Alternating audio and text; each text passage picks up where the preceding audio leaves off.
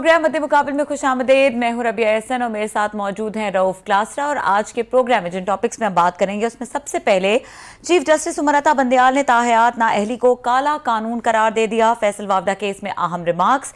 आइन में तरमीम के लिए सेनेट में भी बिल पेश। रहनुमा तहरीक इंसाफ फवाद चौधरी ने भी ताहयात नाअहली की शदीद मुखालिफत कर दी। क्या नवाज शरीफ और जहांगीर तरीन ताहयात नाअहली से निकल आएंगे? इसके अलावा बात करेंगे नून लीग हुकूमत के साबिक वजीर खजाना मिफ्ता इस्माइल की वजारत का बड़ा स्कैंडल मंजर आम पर आ गया। पाकिस्तान में 8 बैंक्स की लूटमार की कहानी का भांडा फूट गया। डॉलर की ऊंची उड़ान पर अराकीन खजाना कमेटी, गवर्नर स्टेट बैंक और सेक्रेटरी खजाना पर बरस पड़े। 8 बैंकों ने मुल्क की मईशत का बेड़ा गर्क किया। बरजीज ताहिर बरस पड़े। इसके अलावा बात करेंगे मरियम नवाज को पासपोर्ट मिल गया। लंदन की तैयारियां मुकम्मल। वापसी पर नवाज शरीफ को साथ लाने का इंदिया दे दिया। दूसरी जानिब इमरान खान के लॉन्ग मार्च को रोकने के लिए इस्लामाबाद फौज के हवाले करने का फैसला कर लिया गया। फवाद चौधरी साहब हमारे साथ मौजूद हैं। साबिक वफाकी वजीर फवाद चौधरी साहब, आपको वेलकम करेंगे शो पे। अस्सलाम वालेकुम। जी अस्सलाम वालेकुम। अच्छा फवाद साहब, आज बड़ी लफ्जी गोलाबारी चलती रही और जो ये तमाम मामलात हैं, आप बड़े लाइमलाइट में रहे। मुख्तलिफ चीज़ों पर आपने मुख्तलिफ मौक़िफ़ दिए।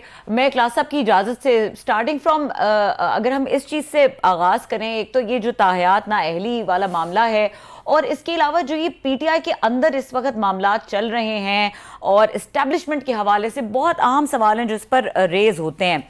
ओवरऑल सिचुएशन को किस तरह से देख रहे हैं और जो अंदर की जरा सिचुएशन बताइएगा, पार्टी के अंदर क्या है, क्या चल रहा है? अच्छा, सबसे पहले तो मैं आपका शुक्रिया अदा करना चाहता हूँ कि शुक्र है कि किसी टीवी को ये ख्याल आ गया कि जो बैंक्स ने जो लूट मचाई है उसके ऊपर भी कोई बात करने का किसी को ख्याल आ गया है।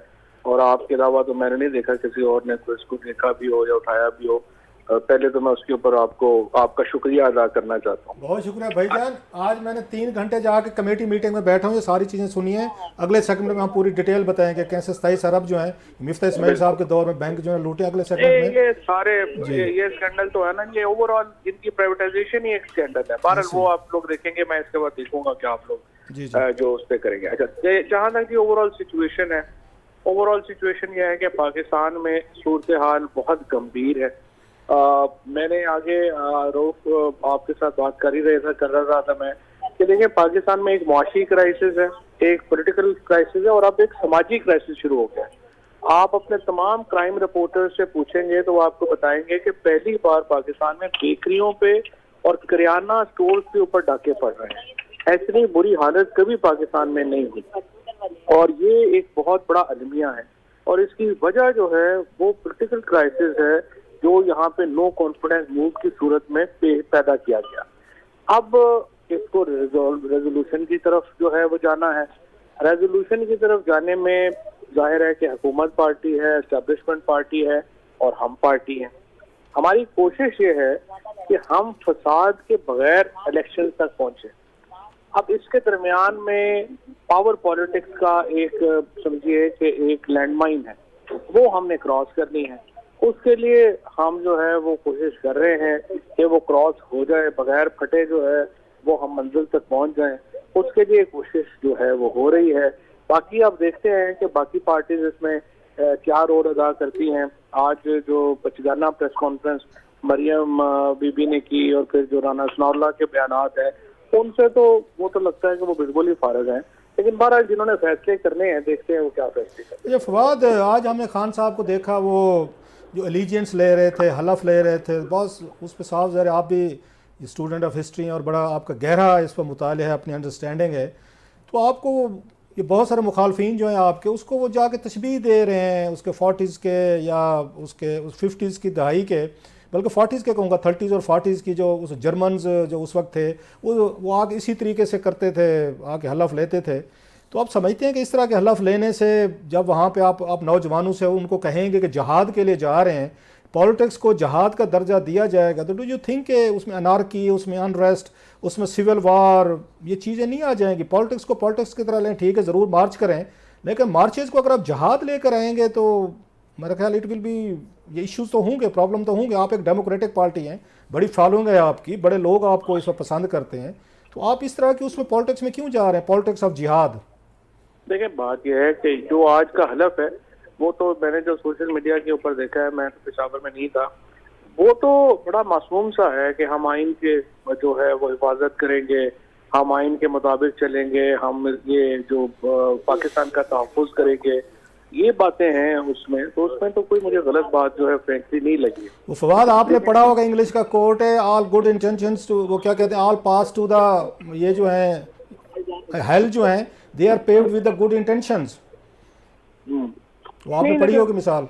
ये जो ओथ है ना, ये तो हर पाकिस्तानी शहरी आर्टिकल 5 के तहत जो है वो वैसे ही लेते हैं। नहीं सर, उसमें ये भी शामिल था फवाद भाई कि हम जिहाद पे जा रहे हैं, ये अल्फाज से अगर मैंने सही सुने हैं कि जिहाद करने जा रहे हैं, जिहाद में फिर मारो मर जाता हो तो मिशन होता है, फिर तो उसमें ये नहीं देखा जाता कि इसमें आपने वो करना है। देखें, यही तो वजह है ना कि हम अभी इसको, मैंने जिस तरह अपने आपके पहले सवाल के जवाब में कहा कि हम जो लैंड माइन है उसको फटे बगैर जो है हम मंजिल पे पहुंचना चाहते हैं। अब ये है कि ये सारा काम पाकिस्तान में सिर्फ हमारे जिम्मे नहीं है, ताली दोनों हाथों से बजती है, और हमें उम्मीद है कि जिन्होंने फैसले करने हैं वो दुरुस्त फैसले करेंगे, ताकि हमें यहाँ पाकिस्तान में हमें वायलेंस नहीं चाहिए, हमें आइन के अंदर रहते हुए एक सोल्यूशन चाहिए। और जो डेमोक्रेसीज हैं जहाँ एक हद से क्राइसिस आगे बढ़ता है, आप इलेक्शंस की तरफ जाते हैं, और हम भी एग्जैक्टली यही कह रहे हैं कि let the ultimate arbiter take the final decision, उनके पास जाएं, लोगों से फैसला करें। फवाद साहब, ये जो आप बात करते हैं जिन्होंने फैसले करने हैं, बात जमहूरियत की करते हैं, बात ये करते हैं कि सियासी रोल नहीं होना चाहिए। आज इमरान खान साहब ने इसको कहा कि सिक्योरिटी एजेंसीज का जो है वो कोई रोल नहीं होना चाहिए सियासत के अंदर। तो जिस वक्त आपकी हुकूमत थी उस वक्त उस रोल को मिनिमाइज क्यों नहीं किया, या फिर क्यों खुल के बात नहीं करते, और फाइनल कॉल देने में क्या मसाइल हैं, क्यों नहीं दी जा रही, एक कंफ्यूजन नजर आ रही है। लेकिन वो तो इसलिए नहीं दे पा रहे ना कि देखें, हम वायलेंस से बचना चाह रहे हैं, और अगर हम वायलेंस, अगर आप एक दफा लाखों लोगों को सड़क पे निकाल लेंगे, इमरान खान की यूटिलिटी तो उस वही है ना, उस वक्त तक है ना कि लाखों लोगों को अभी तक सड़कों पे आने से रोका हुआ है, क्या आप ना आए। एक दफा जब लोग आ जाएंगे तो फिर तो उनका कंट्रोल हमारे पास तो नहीं होगा, फिर तो बड़ा लूज होगा। और जहां तक आपने बात की कि ये आप हुकूमत में होके, तो ये आप एक सिस्टम के अंदर होते हैं, आप अपने टीवी के अंदर हैं, आपकी सर्टेन पॉलिसीज हैं, आप उनसे आगे नहीं जा सकते। मसलन अगर आप यहीं पे कुछ रऊफ लासरा साहब अपनी कई बातें जो खुद वो करना चाहते हैं, अगर वो करेंगे तो प्रोग्राम पे beep beep beep beep beep भी सुनाई देगी और कुछ सुनाई नहीं देगा। तो इसलिए ये आप एक सिस्टम के अंदर होते हैं, आप आपकी कैपेसिटी होती है, वो बातें आप करना चाहते हैं। फवाद इसमें फर्क है, फवाद इसमें थोड़ा सा फर्क है। जब आप प्राइम मिनिस्टर होते हैं, हम तो चले, मैं तो एम्प्लॉई हूँ ना यहाँ पे, बिल्कुल आपने ठीक कहा कि चैनल मालकान की मैनेजमेंट की पॉलिसीज़ को हमें फॉलो करना पड़ता है, फेयर एनफ, आपने अच्छा कमेंट किया। लेकिन आप तो बॉस होते हैं, you are the boss. I am, अगर मैं प्राइम मिनिस्टर की बात कर रहा हूँ, जब आपका prime minister of Pakistan DGISI लगाता है, आर्मी चीफ लगाता है, वो उसका IB के वो चीफ लगाता है, एजेंसीज के लोग जो भी मतलब मेन अपॉइंटमेंट्स हैं, आपसे ट्रांसफर पोस्टिंग तो आपकी मर्जी से, प्राइम मिनिस्टर की मर्जी से होते हैं, कर्नल लेवल से ऊपर, अगर मैं गलत नहीं कह रहा। तो उसके बाद वो तो बास है, फिर बास उनका मोहताज हो जाते हैं इन तमाम लोगों का जो उनके सबॉर्डिनेट्स है, फिर उनकी तरफ देखना शुरू कर देता है कि जिन लोगों को मैंने अपॉइंट किया है, अब ये मुझे कैसे इनका सलूक होगा, और मैंने इनके डर के मारे मैंने ये बातें नहीं करनी, ये जो सिस्टम मैंने ठीक नहीं करना। Is it true sir? नहीं, होता ये है कि तीन जो बड़े पॉपुलर लीडर्स होते हैं, जैसे इमरान खान है, जैसे एक वक्त में नवाज शरीफ भी थे 93 में, और जैसे आप भुट्टो थे बेनजीर की, जब भी पॉपुलर लीडर जो है वो फील करता है कि नहीं, मैं असल लोगों ने तो मुझे इलेक्ट किया है और फैसला साजी का हक तो मुझे होना चाहिए, यही वो वक्त होता है जब वो बाहर चला जाता है, उसको फारिग कर दिया जाता है। तो ये जो सिस्टम के अंदर की एक मजबूरी है वो चल रही है। और देखें, ये मेरे आपके कहने से नहीं होना, फैसला जो ताकतवर हमारे यहाँ इलेक्टेड लोगों की जो है वो कोई औकात नहीं है। वो तो रोज आप उनको कह देते हैं फलाने ने इतनी गाड़ी ले ली, उतना कर लिया, दूसरों की गाड़ियां, हेलीकॉप्टर के ऊपर आप बात ही नहीं कर सकते। तो जब वो फैसला करते हैं तो अल्टीमेट उन्होंने फैसला करना है कि पाकिस्तान को फ्यूचर वो कैसे देखते हैं, अगर वो इतना असर्टिव रोल अपना रखना चाहेंगे और उसको चला सकते हैं या नहीं चला सकते। Now this is a question for them. मैं और आप तो बात ही कर सकते हैं। आपको नहीं लगता, क्योंकि आपका एक फिलॉसफिकल पॉइंट भी होता है जो ज़्यादा वो कन्विंसिंग होता है, कि ये शायद जिनकी आप बात कर रहे हैं, ताकतवर हलकों की बात कर रहे हैं, वो यही कुछ चाहते हैं कि आपको फ्रस्ट्रेट किया जाए, आपको इसी तरह एक तरफ आप लोगों की बातचीत चल रही है, टाइम बाई किया जाए नवंबर तक का। खान साहब चाहते हैं नवंबर से पहले हो जाए, वो थपकी छपकी दे के भेज देते हैं जो आपके गो बिटवीन लोग आ रहे हैं। और दूसरी तरफ वो चाहते नहीं कि खान साहब अपने आप को अनार्किस्ट के तौर पर एक डिस्टर्बेंस, एक ऐसा लीडर जो बड़ा लीडर है, बहुत बड़ी फॉलोइंग है, तो लोगों को, दुनिया को दिखाया जाए कि जनाब ये तो उस पर डेमोक्रेटिक प्रिंसिपल्स पे आने को तैयार नहीं है, ये तो लोगों को जहाद कह के ले आते हैं, लड़ाई झगड़ा करते हैं। आप समझते हैं लॉन्ग टर्म में अगर ये बैलेंस होता है, जो वो भी तैयार हैं, जैसे राणा साहब का कहा, तो इसका कौन इसको गेन करे? आप लोग गेन करेंगे या आपका ख्याल है आप लोगों को रेपुटेशन जो है, जिनके बड़े चांसेस हैं कि आप अगली हुकूमत बना के हैं 6 महीने बाद इलेक्शन हो, जब भी हूँ, आपको फील नहीं होता कि एक उसको हिकमत अमली की तरफ के तहत आपको ड्रैग किया जा रहा है बंद गली की तरफ, ताकि आप रिएक्ट करें, एक्ट करें और बैलेंस की तरफ जाएं आप लोग? नहीं, देखें, बात यह है कि हिकमत अमलियां तो सारी जो है ना, वो आप प्रोडिक्शंस के यहाँ पे देखें ना, आप सारी जो हिकमत अमली थी वो तो फारग हो गई है। हिकमत अमली तो ये थी कि जब इमरान खान को फारिग करेंगे, लोग मिठाइयाँ बांटेंगे, लोगों में बड़ी खुशी होगी, ये सारे लोग जो है इनके केसेस माफ हो जाएंगे, ये वापस आएंगे और फिर रावी चैन ही चैन लिखेगा। ये तो नहीं हुआ। लोगों ने यहाँ पे जो रिएक्शन दिया उससे सारी बेट्स आर ऑफ। वो तो पाकिस्तान का अनारकी की तरफ ही चला गया। इमरान खान ने तो नहीं अनारकी की तरफ लेके गए, पाकिस्तान के लोगों ने फैसला कर लिया कि ये सिस्टम इस तरह से नहीं चल सकता। अब एक्चुअली अगर इस मुल्क में कोई डेमोक्रेसी की बात कर रहा है तो वो तो कर ही इमरान खान रहा है, क्योंकि Imran Khan is the only leader जो कह रहा है इलेक्शन कराएं और अल्टीमेट आर्बिटर से आप हतमी फैसला कराएं कि उन्होंने कराना करना क्या है। ये डिमांड तो आपको याद होगी फौरी तौर पर जब इलेक्शन हुए थे 2018 की, ये डिमांड तो जरदारी साहब, बिलावल साहब, इमरान खान, ये नवाज शरीफ साहब, वो भी कर रहे थे सारी बातें कि जनाब के रिग्ड हुए इलेक्शन करवाएं, तो खान साहब कहते थे अपने टाइम पे होंगे। ये तो डिमांड हर 6 महीने बाद आ जाती होती थी, आपको याद हो, हर पार्टी करती है सर। नहीं, ऐसा नहीं था। जब इलेक्शन हुआ था पहले ही सेशन में जब उन्होंने कहा धांधली हुई है, तो पहले ही सेशन में अपोजिशन की और गवर्नमेंट की कमेटी बन गई थी कि धांधली के ऊपर, और कुछ नहीं निकला था उसमें से। वो तो एक जिंदा रहने के लिए तो कोई बात करता है, लेकिन पाकिस्तान का ये क्राइसिस जेन्युइन क्राइसिस है, अनारकी है पाकिस्तान में, और इसका सोल्यूशन सिर्फ ये है कि आप अल्टीमेट आर्बिटर फैसला करें। ये तो आप उस सूरत हाल से तो कंपैरिजन अगर नवंबर में अपॉइंटमेंट हो जाती है, सारे लोग कह रहे हैं, आप भी समझते हैं, समझदार आदमी आप, कि नवंबर में अपॉइंटमेंट वो कर देते हैं, आप जलसा भी ले आते हैं, जुलूस भी ले आते हैं, बैठे रहते हैं, वो कहते हैं ठीक है जी, कोई ये कुछ नहीं कह रहा, आप भी एक पीसफुल पार्टी है बकौल जो आप कह रहे हैं, नवंबर में वो नया चीफ लगा देते हैं, फिर क्या आपकी स्ट्रेटजी होगी? इसी तरीके की एजिटेशन जारी रहेगी, और या आप फिर थोड़ा सा रेस्ट करके बैठेंगे, चलें जो होना था हो गया, मर्जी का चीफ नहीं लगा, नया इलेक्शन भी नहीं हुए, तो ठीक है, फिर आगे 6 महीने इंतजार करते, क्या करेंगे फिर उसके बाद आप? नहीं, नवंबर में तो 25 दिन पड़े हैं, 25 दिन तो बड़े भारी हैं। ये किस पे भारी हैं सर? अब ये देखते हैं ना 25 दिन किस पे भारी है। अच्छा फवाद साहब, ये भी बताएगा कि ये जो तायात नाअहली वाला मामला है और आपने इस पे मुखालिफत की, तो यहाँ पे भी एक वो जिस तरह इलेक्शन से पहले एक माहौल बनता है और ये एक लेवल प्लेइंग फील्ड की टर्म बार यूज़ हो रही है कि ये प्रोवाइड की जा रही है तमाम पार्टीज को अगले आने वाले इलेक्शंस के लिए, तो इस पे आपका क्या स्टांस है? देखेंगे, लेवल प्लेइंग फील्ड तो लाजमी होनी चाहिए और है भी, बट इस तरह अब तो बल्कि इस तरह से आप देखें कि जो इनके इतने अरबों रुपए के जो पैसे जो हैं वो माफ हो गए। अब लेवल प्लेइंग फील्ड तो एक्चुअली खत्म हो गई है। इस वक्त तो नून लीग को जितना पैसा मिल गया है, इसहाक डार को 1100 अरब रुपए के केसेस नैब से विड्रॉ हो गए हैं। अब एक तरफ हम जो है वो सारे पूरे दुनिया में जो है वो पैसे मांगते फिर रहे हैं, दूसरी तरफ 1100 अरब रुपए के केसेस जो है नैब ने मांग के खत्म हो गए हैं।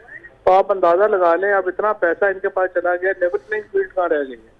तो बहरहाल इसका फिर भी हम तो मुकाबला करेंगे इंशाअल्लाह। फवाद, मैं लास्ट क्वेश्चन, क्योंकि आपने वो अप्रिशिएट किया कि हम बैंक वाली स्टोरी ले रहे हैं दूसरे सेगमेंट में, वो बड़ा स्कैंडल है, तो आज वहीं पे ये इंकशाफ हुआ कि जब आप लोगों की हुकूमत थी, मैं ये पूछ लूँ आपको फ़ायदा उठा के, क्योंकि आप इंफॉर्मेशन मिनिस्टर हैं, बड़े पावरफुल इंफॉर्मेशन मिनिस्टर थे, तो उस वक्त कोई 434 बिलियन रुपीज़ का एक फ़ंड बनाया गया था कि जनाब ये जो इससे कोविड से रिलेटेड समाल ये बिज़नेस वाले हैं, इनको पैसे दिए जाएँ, इनको 5 बिलियन रुपीज़ ईच दिया जाए ताकि खड़े हो सकें। आपकी हुकूमत का इनिशिएटिव था, बड़ा अच्छा इनिशिएटिव था।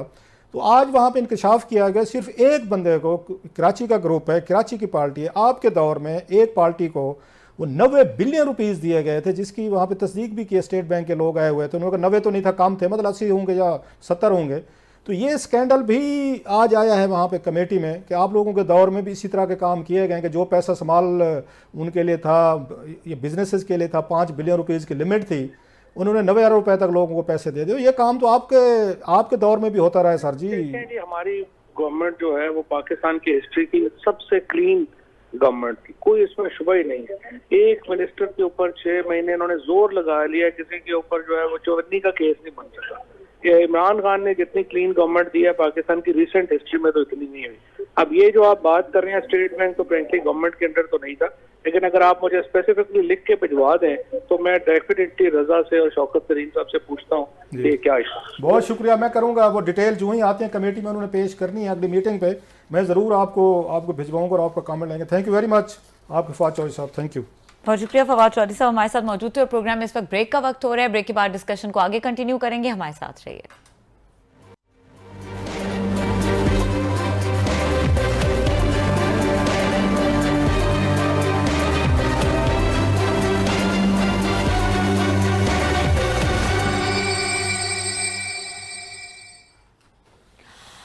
वेलकम बैक और बात करेंगे पाकिस्तान में जो 8 बैंकों की लूटमार की कहानी है और इसके हवाले से जो हकायक हैं, जो आज की एक्टिविटी रही। हमारे साथ मौजूद है रमेश कुमार साहब, मेंबर फाइनेंस कमेटी हैं और आज उनका काफ़ी उन्होंने उसके ऊपर बात भी की, कंट्रीब्यूट भी किया। क्लासेस साहब over to you। हाँ, आज यहाँ फाइनेंस कमेटी की मीटिंग थी और बड़ा उस पर अहम उस पर एजेंडाज था, तो मैं खुद गया वहाँ पे। बहुत कुछ सीखने को मिलता है आपको वहाँ पे इन कमेटी से। So as a reporter I always जाता हूँ वहाँ पे। तो उसमें रमेश कुमार साहब भी थे, साहब कैसर साहब भी थे, वो जो चेयरमैन है, बहुत सारे मेम्बरान थे, बरजीज तैयर साहब थे, फिर स्टेट बैंक के आए हुए थे। अच्छा, आई वाज अगेन एक्सपेक्टिंग कि शायद इसाक डार साहब भी आएंगे, उनका पहली लॉन्चिंग है तो शायद, और डॉलर पे ही आज वो ब्रीफिंग है। तो इसाक डार साहब तो खैर नहीं है, तो उनकी मिनिस्टर ऑफ स्टेट है मेरा ख्याल है, वो उसमें पाशा साहब हैं, वो आई हुई थी, फाइनेंस के लोग थे, स्टेट बैंक के लोग थे। तो वहाँ पे जो बड़ी उसमें स्टोरीज थी 2-3 थी, वो फिर अभी रमेश भाई से पूछते हैं सारा। एक तो यही था कि उसमें डॉलर जो है अचानक 178.80 से कैसे 246 पर पहुँचा है, इस पर बड़ी कंसर्न थी मेम्बरान की थी। अच्छा, फिर पता चला कि 8 बैंक हैं जिन्होंने कोई आके 27 बिलियन रुपीज़ जो हैं उन्होंने डॉलर का जैली रेट बना के ऊपर नीचे करके उन्होंने जो उसको आके उन्होंने ये मैनूवर किया मार्केट को, उन्होंने को 27 बिलियन रुपए 3 महीनों में कमा लिए, अप्रैल से जून तक कमाए, वो था। एक और तीसरा टॉपिक था जिन पे मैं अभी उनसे बात करेंगे रमेश भाई से, कि इनके इमरान खान साहब के दौर में, जो मैंने अभी फवाद चौधरी साहब से पूछा है कि एक शख्सियत को, कारोबारी को, तो 1% उस मार्कअप पे 90 बिलियन रुपीस दिए गए थे in the name of the Covid है ये। हालांकि 5 बिलियन की वो थी, उस पर रेस्ट्रिक्शन थी, उस पर भी बात हुई। तो मैं उसमें डिटेल में जाने के बजाय कोई 3-3.5 घंटे की मीटिंग से वो सारी मैंने उसमें सुनी है चीज़ों का। तो मेरा अगर रमेश भाई से ये पता करते हैं ये, क्योंकि खासा एक्टिवली ये बरजीज तैयर साहब, अली वहाँ पे, ये परवेज़ मलिक साहब, तो इस तरह के ये लोग हैं जो वहाँ पे बड़ा एक्टिवली इन्वॉल्व होते हैं, गुफ्तगू करते हैं। जी रमेश भाई, अस्सलाम वालेकुम। जी वालेकुम सलाम। वो सर जी ज़रा थोड़ा से 3 मैंने 4 टॉपिक उठाए। पहली तो बात यह कि इसाक डार साहब क्यों नहीं है, वो हालांकि फाइनेंस मिनिस्टर हैं, इतनी बड़ी इंपॉर्टेंट मीटिंग, आप सारी फाइनेंस की कमेटी है और कौमी असम्बली की ये पहला इजलास हो रहा है, डॉलर पे आ रहा है, तो डार साहब तो लगता है आप लोगों को वो सीरियस नहीं ले रहे। देखिए, डार साहब तो अब लाजमी है, प्राइम मिनिस्टर से भी ऊपर है। लोग कहते हैं डिप्टी प्राइम मिनिस्टर है, मैं तो कहता हूँ कि प्राइम मिनिस्टर से भी अगर कोई ऊपर और ओहदा है वो है, और मगर उनको आना चाहिए था। दूसरा, आपने बात की डॉलर की, देखिए मैंने आज भी बात की है कि बैंकों के प्रॉफिट के हवाले से कि मैकेनिज्म होना चाहिए कि ये डॉलर जो है एक्सपोर्ट और इंपोर्ट में एक डिफरेंस अमाउंट जो है वो 10-20 पैसे का जो है वो फिक्स किया जाए। ऐसे नहीं हो कि बैंक जो है, जो जब पता होता है कि इंक्लाइन की तरफ डॉलर है, पहले तो ऐसे होना नहीं चाहिए कि एक दिन डॉलर 10 रुपए बढ़ रहा है, दूसरे दिन डॉलर 4 पे गिर रहा है। ये क्या है? ये किस किस्म की मैनिपुलेशन है? आपके पास कोई सिस्टम नहीं है। कभी ओपन मार्केट और इंटर बैंक के अंदर जो है वो 50 पैसे का डिफरेंस है, और कभी आप उसके अंदर देखें कि 10-12 रुपए का डिफरेंस चला है। अरे ये क्या बनाना रिपब्लिक है, या ये एक कोई गवर्नमेंट है, या क्या हो रहा है? माजी में भी ये सिस्टम रहे, अभी भी देखे भाईजान, मैं तो देखे 95 से मैंने जिस किस्म की सियासत की, 2002 से मैं पार्लियामेंट का हिस्सा बना, मैं तो 20 सालों में इतना डिसाइडेड हो चुका हूँ हर सिस्टम के अंदर। मुझे कुछ सिस्टम समझ में आया था 99 में कि पाकिस्तान अब कुछ बेहतर डायरेक्शन में जाएगा, मगर मैं तो नहीं देख रहा किसी को भी सिंसियर मुल्क के साथ। अच्छा रमेश भी थोड़ा सा वापस आते हैं उसी पे, डॉलर वाली बात पे, जो मीटिंग में चीज़ें हो रही थी। आज सारे एमएनएज मोस्टली मैंने देखा है सारे इस बात पे कंसर्न थे, जेन्युइनली कंसर्न थे कि जनाब स्टेट बैंक जो है मिफ्ता इस्माइल साहब के दौर में फ्री फॉर था, जिसका जो जी चाहे जितने डॉलर, कोई बैंक 10 रुपए बढ़ा दे, कोई 5 रुपए बढ़ा दे, कोई एलसी पे अपना डिफरेंस जो चाहे। मतलब मुझे तो ये लगा, फील हुआ है आज कि कोई हुकूमत एग्जिस्ट ही नहीं करती थी। मिफ्ता इस्माइल साहब और no Miftah Ismail, no state bank, कोई फाइनेंस मिनिस्ट्री, कुछ भी नहीं लग रहा था कि खुला काम है, ठीक है जी कर लें। लेकिन आप लोग अपने आप को भी जिम्मेदार समझते हैं कि जब ये आया था, बिल आया था इमरान खान साहब के दौर में कि हमने इनको ये ऑटोनमी देनी है स्टेट बैंक को, और इवन प्राइम मिनिस्टर भी नहीं पूछ सकते, उस वक्त तो सारे लोग आप उसमें लाइन में लग के वोट डालते हैं, उस वक्त तो आप लोग उस बिल पे उसको ब्लॉक नहीं करते। लेकिन जब कमेटीज में आता है तो फिर आप लोग सारे एक्टिव हो जाते हैं, सारी तनकीद भी करते हैं स्टेट बैंक के, तो फाइनेंस पे भी करते हैं। लेकिन लाभ बनते वक्त तो आप सारा वही कुछ करते हैं जो उस वक्त का वजीर आजम आपको बता रहा हो। आप अपने आप को नहीं समझते कि आप भी जिम्मेदार है पार्टनर्स इन क्राइम में, अगर जो कुछ है डॉलर के साथ हो रहा है, कि आपने उनको आके खुद मुख्तारी दी हुई है, आपने खुद दी हुई है, वोट डाला हुआ है सर आपने भी।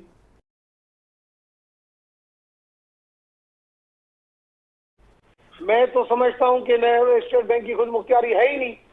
अगर स्टेट बैंक की खुद मुख्तियारी होती, स्टेट बैंक अगर बिल्कुल वाकई ऑटोनोमस सिस्टम होता, स्टेट बैंक अगर मैकेनिज्म के तौर पर चलता, तो ये चीजें नहीं होती। आज जो ओपन मार्केट की बात की जाती है कि आप किसी भी डॉलर को आप इंडिपेंडेंट छोड़ दो कि मार्केट के अंदर अपनी प्राइस सेटल करे, उसका कभी ये मतलब नहीं है कि एक दिन डॉलर 10 रुपए जा रहा है, दूसरे दिन डॉलर 10 रुपए। पूरी दुनिया के अंदर ये मैकेनिज्म बनती है, पूरी दुनिया के अंदर एक स्टेबिलिटी होती है। ऐसे नहीं होता कि स्टेट बैंक को हमने आजाद छोड़ दिया तो स्टेट बैंक की वजह से ये हो रहा है। स्टेट बैंक को चलने ही नहीं दिया जाता है। स्टेट बैंक के अंदर जब भी कोई पॉलिसी होती है, रोजाना रमेश स्टेट बैंक का गवर्नर। रमेश भाई, मैं थोड़ा सा इसको मैं रिफ्रेश करता हूँ चीज़ों को, आप इसका एक अच्छा जवाब देंगे आई होप। जब हम बात करते हैं इस पे तनकीद करते थे हम उस वक्त, स्टेट बैंक रेगुलेट नहीं कर रहा, स्टेट बैंक बैंकों को खुली छुट्टी दे रहा है और बैंक पैसे बना रहे हैं और पाकिस्तान इकॉनमी तबाह हो रही है, लोग मर रहे हैं, महंगाई ऊपर जा रही है। उस वक्त फाइनेंस मिनिस्टर या फाइनेंस मिनिस्ट्री ये हमें कहती है कि जनाब हमारी IMF से बातचीत है, हम तो इसका लॉ के तहत हम तो उनको रेगुलेट नहीं कर सकते, स्टेट बैंक की मर्जी है। स्टेट बैंक वालों से पूछें, वो कहते हैं जनाब मार्केट फोर्सेज हैं, वो डिटरमिन करेंगी, करने दें।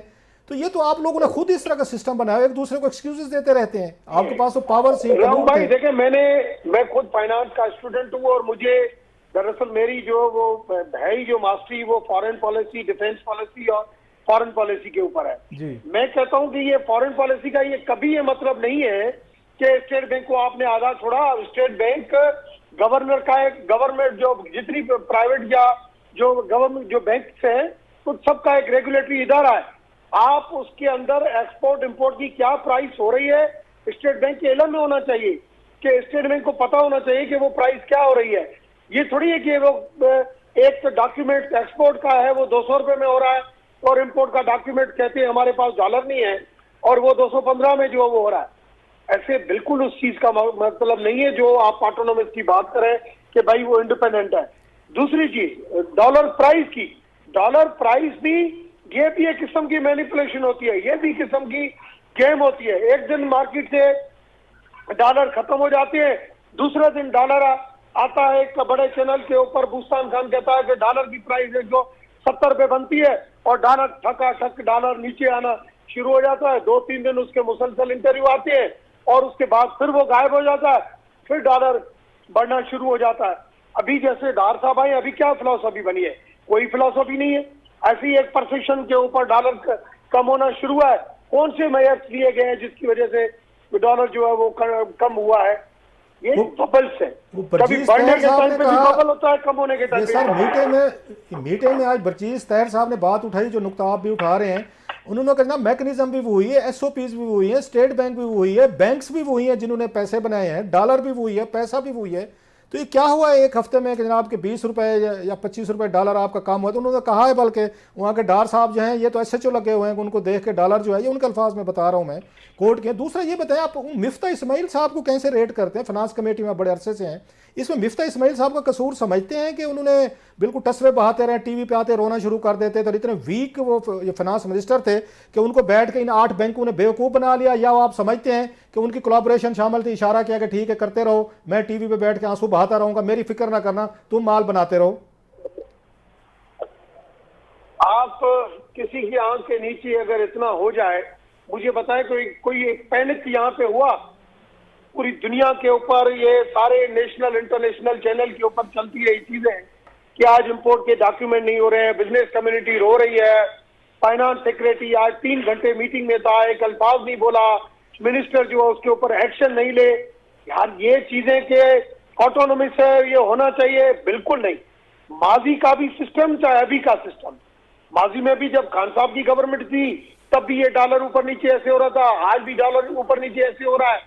मैं समझता हूं मुल्क के साथ जिस किस्म का, मैं आज भी आपके इस प्रोग्राम में कह रहा हूं कि अगर इस मुल्क के साथ सिंसियर है, आपको फॉरेन पॉलिसी के ऊपर, आपको फाइनेंशियल पॉलिसी के ऊपर, आपको एक कंसोर्शियम बनाना चाहिए, आपको वो अच्छा सर, ये बताए रमेश भाई, आपको लगता है कि हर दफा गोली जो ट्रक की बत्ती की बात भी कह रहे थे, मेरा ख्याल आपने बात किया ट्रक की बत्ती वाली, फाइम नॉट रॉन्ग, कि ट्रक की बत्ती के पीछे न लगे, ये हर दफा आते हैं, नई इंक्वायरी होती है जी, बैंकों के खिलाफ आप इंक्वायरी कर रहे हैं, ऐसा पाशा साहब ने कहा, इससे पहले भी इंक्वायरीज होती रही हैं। आपको लगता है कि इतने पावरफुल बैंक्स हैं और जिनके साथ इनके तल्लुकात हैं, कोई पार्टनरशिप भी होगी, इंक्वायरीज की जो हम करवा लेंगे, बल्कि वो तो पता चला है, उन्होंने कहा आयशा गौस साहबा ने कि ये तो सारे, उन्होंने कहा सारे बैंक से मुलव्वस है। अभी हमने 8 को इन्वेस्टिगेट किया तो 27 अरब निकला है, उन्होंने कहा इन्होंने कमाया है, अभी तो बाकी बैंक से उन्होंने कहा आना है। तो दूसरी, आपको सीरियस लेते हैं ये फाइनेंस वाले, या आपको, आपने जैसे कहा फाइनेंस सेक्रेटरी बोले नहीं है कि बोल रहे हैं जी, बोलते रहे, मैंने खैर है बोलने दे, 2 घंटे की बात है, स्टेट बैंक वाले, मुझे तो लग रहा था कि आप लोगों को सीरियस नहीं लेते, अदरवाइज ये कुछ एक्शन करके आते ये। देखें, आप तो 3 महीना पुरानी बैंक की बात कर रहे हैं जी, मैंने तो पहली तारीख की पूछी है कि भाई मिफ्ता इस्माइल कहता है कि हमने आईएमएफ के एग्रीमेंट से डेविएशन कर लिया है, हमें लेवी लगानी चाहिए थी, और आईएमएफ वाले पहले ये बात करते थे। मैंने मैडम को कहा कि आप मुझे क्लियरफाई करें कि आपने क्या आईएमएफ को कॉन्फिडेंस में लिया है या आपने वाकई डेविएट किया है। तो उसने पहले स्टेटमेंट दी कि हमने लास्ट टाइम जो है लेवी ज्यादा लगा दी थी, उसको हमने एडजस्ट किया।